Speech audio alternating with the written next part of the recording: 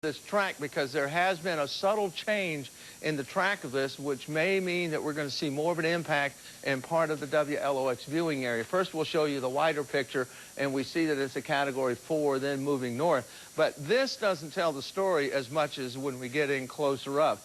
Now, unfortunately, again, because this thing plots based on the hurricane model or the hurricane forecast, we're going to go past it. But let me put this into motion. First, as we do this, you see this dark area. That is the boundary of the hurricane force winds. And as it moves inland, you can see that they're still expecting the hurricane force winds to spread all across the Mississippi Gulf Coast. Now watch this as I put it into motion and watch the track they're forecasting now. That's right, a Category 2 as it moves up through the marshes of Louisiana. But look at the track. It comes in right on the Pearl River, Hancock County line. Then it goes up through Hancock County into Pearl River County. So they are forecasting a shift to the east on the track of this storm. And of course, if that is the center of the storm, the closer to the center of the storm you get, the more of an impact you're going to have. Now again, two things to realize what we saw here is the track has been shifted to the east. When it moves now, it looks like it is going to move up into extreme southwestern Mississippi over Hancock and Pearl River County. And the good news, however, is it looks like it's going to be a Category 2 when it comes up through here. That's kind of sort of good news, I guess, because that means that it's going to be more of an impact, but that means that the storm is going to die out more as it comes through. But I want everybody to realize we've been talking about the possibility of this storm shifting to the east, start that recurvature to the northeast.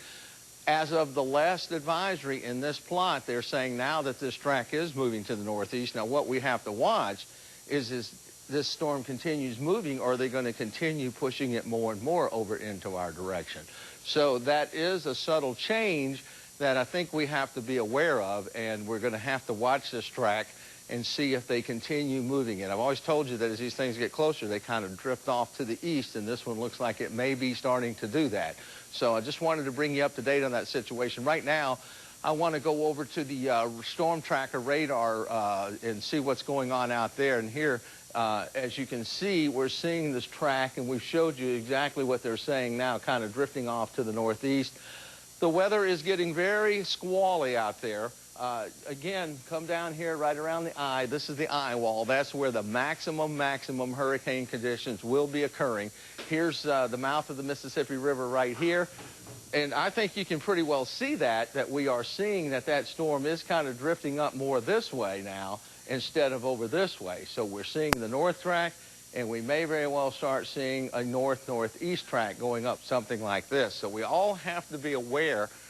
If that does happen, of course, the storm is going to pass over this spit of land, the delta area of the Mississippi River, but that would mean that this storm would come up here more and have a more direct impact on our area. As we've always said, as the eye gets closer to us, we're going to have stronger impact. And if you've been watching what we've been showing you from the tower cams and the lives out there, the weather is definitely deteriorating. We've had wind gusts here at the station up to 50 miles per hour. Over in Bay St. Louis, they've been up over 50 miles an hour. So, and again, you're seeing the little cells moving up, moving up to the northwest. Again, this one down here right on the barrier islands is expected to track up, and as it holds past Christian, Bay St. Louis, Kill, these type of storms will be moving up over you. So far, we haven't seen a whole lot of real serious weather out of these. I'm talking about we haven't seen any tornadic circulations as of yet. We had one earlier this afternoon, but these are just showing you that we do have some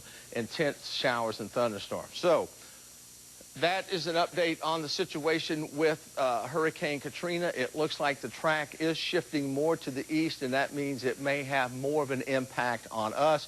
Again, as we talk about it, and Joe, if I could get you to do it, go out down a little bit so I can show folks what we're looking at as far as the eye in relationship to the land. Again, there's the eye. If that system does come up into this area up in here, it's going to have a lot of marshland. Of course, this is marshland, so it will have a significant change in the intensity of the storm. As a matter of fact, they're talking about Category 2 up in here.